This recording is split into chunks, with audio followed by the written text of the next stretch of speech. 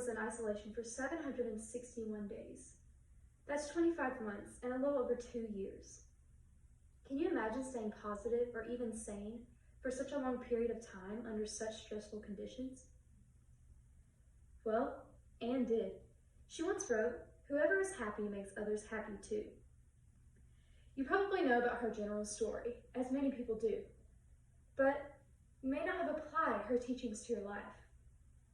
I know that I have always enjoyed Anne Frank's story, but recently I did a lot of research on her and have grown to admire her all the more. Her quote that inspires people to be happy has a fascinating background, and it has inspired me in many ways. Today, we'll talk about the background of this quote, and we'll talk about how it influenced me in my public life and my home life. Before we talk about how this quote inspired me, we'll talk about its background.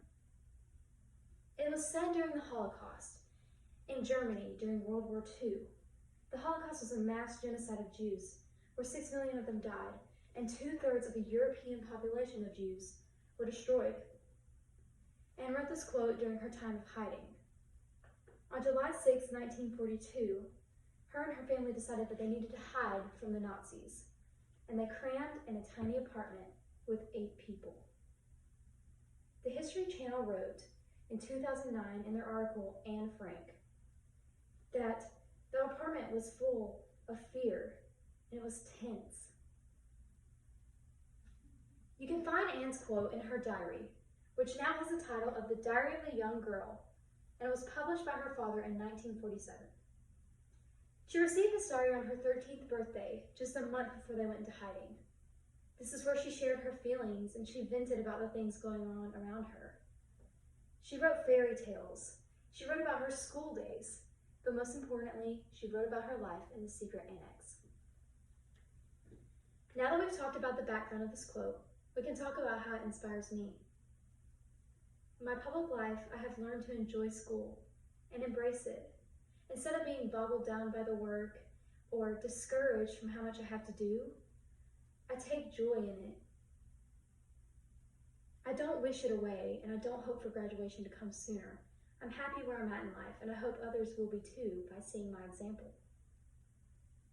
When my friends are struggling, I wish to encourage them, and hopefully my positivity can rub off on them.